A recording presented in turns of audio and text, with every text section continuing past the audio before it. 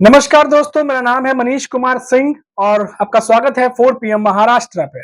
दोस्तों, महाराष्ट्र की राजनीति से एक बड़ी खबर निकलकर सामने आ रही है। महाराष्ट्र में सियासी हलचल बढ़ा देने वाली ये खबर है और राज ठाकरे की पार्टी छोड़ने के बाद इस नेता ने, जिनका नाम मैं आपको बताने वाला हूं, उन्होंने अब उद्धव ठाकरे का दामन जो है वो थाम लिया है। महाराष्ट्र की राजनीति में जैसा कि हम आपको बताते रहे हैं कि आने वाले दिनों में आपको कई सारे नेता जो है इस दल से उस दल जाते दिखाई देंगे और उसी सिलसिले में ये खबर सामने आ रही है। वसंत मोरे जो है उन्होंने उद्धव ठाकरे की पार्टी शिवसेना यूबीटी पक्ष जो है उसको ज्वाइन कर ली है।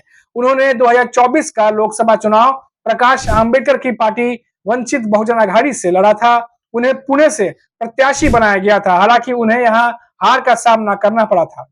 वसंत मोरे पहले राज ठाकरे की एमएनएस में थे।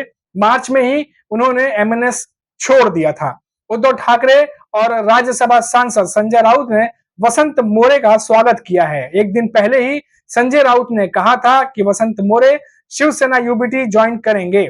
वसंत मोरे ने शिवसेना यूबीटी ज्वाइन करने की तस्वीर शेयर करते हुए सोशल मीडिया पर लिखा है, जय महाराष्ट्र। तो अब उन्होंने यूबीटी ज्वाइन कर ली है। वसंत मोरे को बीजेपी के मुरलीधर मोहोल ने पुणे से हराया था। उस सीट पर ये खड़े थे। मोरे ने केवल 32,000 के करीब वोट मिले और वो अपना डिपॉजिट भी गंवा बैठे, जबकि मुरलीधर मोहोल को जीतने के बाद बीजेपी ने उन्हें केंद्र मंत्री बनाया। वसंत मोरे ने 12 मार्च को मन से छोड़ दी थी। वो 18 साल तक इस पार्टी में रहे थे। वसंत मोरे ने तब पार्टी की आंतरिक राजनीति को अपने इस्तीफे की वजह बताई थी। वसंत मोरे ने जब इस्तीफा दिया था तब उनकी एक तस्वीर भी खूब वायरल हुई थी, जिसमें वह राज ठाकरे की तस्वीर के आगे जो है झुक करके वो नमस्ते या कुछ ऐसा कुछ सलाम करते हुए दिखाई दे रहे थे और और लिखे थे कि साहब मुझे माफ कर दीजिएगा। ये तमाम बातें जो है उस समय आई थी। वहीं हम बात करें, मोरे राजनीति में तात्या के नाम से लोकप्रिय है। मोरे अपने राजनीतिक करियर में पुणे शहर के नगर अध्यक्ष, पुणे नगर निगम के जो क्षेत्र है वहां से नगर सेवक के रूप में काम कर चुके हैं। वसंत मोरे ने 2012 से 2013 तक पुणे नगर निगम में विपक्ष के नेता के रूप में भी काम किया है। उन्हें जो कह सकते हैं कि उन्हें पहली बार फरवरी में 2007 में पुणे शहर के क्षेत्र से नगर सेवक चुना गया था। फिर वह तब से 2012 से 17 तक 2 बार जो है वो चुने गए हैं। तो अब ये जो वसंत मोरे हैं ये अब उद्धव ठाकरे की पार्टी है उसका हिस्सा बन चले हैं। ये एक अपने आप में महाराष्ट्र की राजनीति में एक बहुत बड़ी खबर है, क्योंकि लगातार जो विधानसभा चुनाव आने वाले हैं, ऐसे में तमाम नेता जो है वो एक दूसरे से संपर्क में है। हम आपको लगातार ये बात बताते रहते हैं और ऐसे में अब ये खबर आई है। इसके अलावा अगर हम बात करें तो महाराष्ट्र में और एक बड़ी खबर है और वो है अजीत पवार से संबंधित। महाराष्ट्र में मेरी लाडली बहना योजना पर अजीत पवार ने खुद की पीठ थपथपाई है। तो वही एमबीए के नेताओं ने कहा है, तो क्या आप कोई एहसान कर रहे हैं? ऐसा करके खींचतान की राजनीति भी देखने को अब मिल रही है। वहीं अगर हम बात करें सत्तारूढ़ जो महायुति है उसके सहयोगी एनसीपी के जो नेता हैं, अध्यक्ष हैं, डिप्टी सीएम भी हैं, अजीत पवार ने महाराष्ट्र बजट पर 2024-25 का जो बजट पेश किया था, खुद की अपनी तारीफ करते हुए एक वीडियो भी पोस्ट किया है। इसके बाद विपक्षी जो महाविकास आघाड़ी ने उन्हें जमकर उनकी आलोचना की है। अजीत पवार ने महाराष्ट्र सरकार के बजट को ऐतिहासिक बजट करार दिया है। इस दौरान उन्होंने मुख्यमंत्री माझी लड़की बहन योजना के साथ किसानों, युवाओं और अन्य जो विकास की योजनाओं के बारे में विस्तार से बताया। हालांकि अजीत पवार ने अफसोस जताते हुए कहा कि 21 से 64 साल की गरीब महिलाओं के लिए मुख्यमंत्री माझी लाडली बहन योजना जैसे क्रांतिकारी पहल के बावजूद विपक्ष मेरी आलोचना कर रहा है। ये बात अजीत पवार कह रहे हैं। उन्होंने कहा कि इस योजना का उद्देश्य महिलाओं को अधिक स्वतंत्र बनाना है। उन्हें छोटी-छोटी चीजों के लिए पुरुषों से पैसे मांगने के लिए मजबूर नहीं होना पड़ेगा। लेकिन जो लोग केवल राजनीति करना चाहते हैं, वो इसकी आलोचना कर रहे हैं और यही उनके और मेरे बीच का अंतर है। ये बात अजीत पवार कह रहे हैं। उन्होंने आगे कहा कि मैंने अपना काम जारी रखे हुए है। पिछले कई सालों में मैंने कितनी योजनाएं और पहल शुरू की हैं, यह लिस्ट लंबी है। फिर भी विपक्ष चिल्ला रहा है कि हमने कुछ नहीं किया। असल में उनका राज्य में विकास से कोई लेना देना नहीं, वो केवल राजनीति कर रहे हैं। ये तमाम बातें जो सोशल मीडिया पे पोस्ट हुई है, जो अजीत पवार ने पोस्ट की है, कई सारी बातें उन्होंने कही है। हालांकि कोई राजनीतिक दल बदल की बात पे भी उन्होंने साफ इनकार किया है, क्योंकि लगातार खबरें आ रही थी कि अजीत पवार के कई सारे जो नेता हैं वो शरद पवार की पार्टी एनसीपी के संपर्क में हैं और कई सारे नेता पार्टी छोड़ सकते हैं। और इसी बात पर उन्होंने दावा किया है। अजित पवार ने कहा है कि अपने पूरे सार्वजनिक जीवन में उन्होंने कभी कोई राजनीतिक दल नहीं बदला है। लोग लोग जो है उनके निर्वाचन क्षेत्र रहे हैं, फिर भी नागरिकों के हित और राज्य की प्रगति के लिए काम करने के लिए उन्हें परेशान किया जा रहा है। अजित पवार ने कहा कि मुझ पर भ्रष्टाचार का झूठा आरोप लगाया गया। मेरे खिलाफ एक भी आरोप साबित नहीं हुआ और न ही भविष्य में ऐसा होगा। जो लोग अधिक काम करते हैं उन्हें अधिक आलोचना का सामना करना पड़ता है।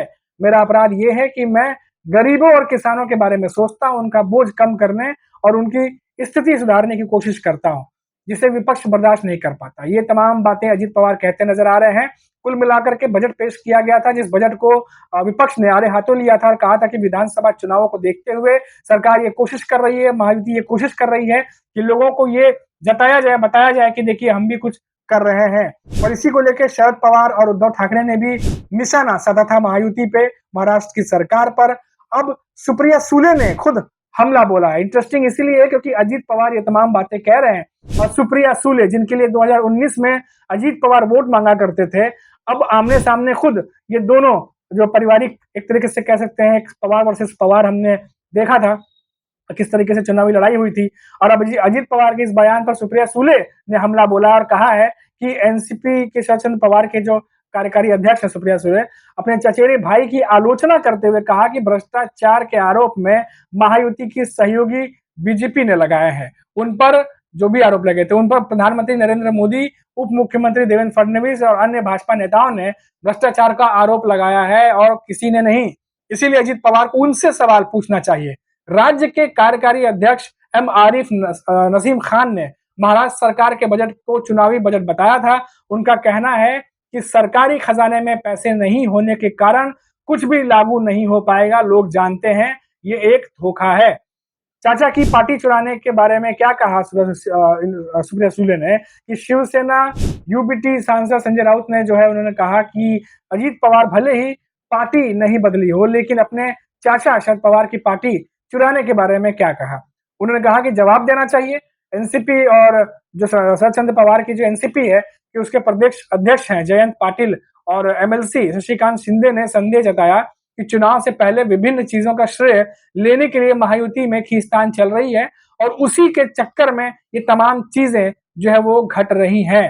अब आप देखिए कि एक तरफ जहां नेता उद्धव ठाकरे की पार्टी को ज्वाइन कर रहे हैं और बड़े नेता, और आज उसका एक उदाहरण देखने को मिला और आने वाले समय में ऐसा हो सकता है कि और कई नेता जो है वो सामने आए जो उद्धव ठाकरे की पार्टी या शरद पवार की पार्टी ज्वाइन करते हुए दिखाई दे। क्योंकि आप देखिए कि कुछ दिनों पहले ही एक बहुत बड़ी नेता थी बीजेपी की जिन्होंने शरद पवार की पार्टी ज्वाइन की थी और उसके बाद अब उद्धव ठाकरे की पार्टी ज्वाइन करते हुए ये जो नेता हैं वो दिखाई दे रहे हैं।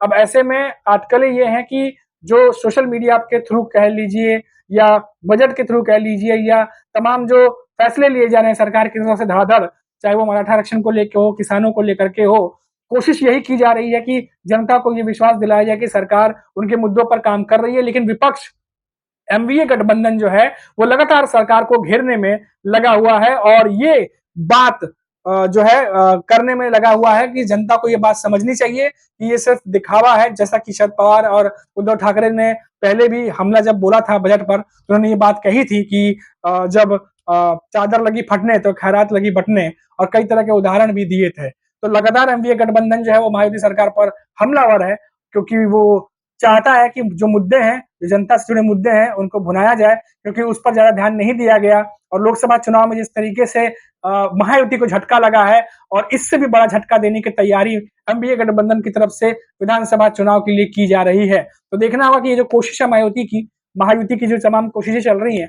ये कितना फायदा उन्हें पहुंचाएंगी, या एमवीए गठबंधन जो है वो विधानसभा चुनाव में भी बहुत बड़ा एक तरीके से कह सकते हैं एक डैमेज या एक डैमेज करके जो है वो महायुति को चला जाएगा। ये देखने वाली बात होगी। तो फिलहाल अभी के लिए इतना ही, और आप देखते रहिए 4 PM महाराष्ट्र। लौटेंगे तो बात करेंगे किसी और बड़ी खबर पर। तब तक के लिए मुझे इजाजत दीजिए।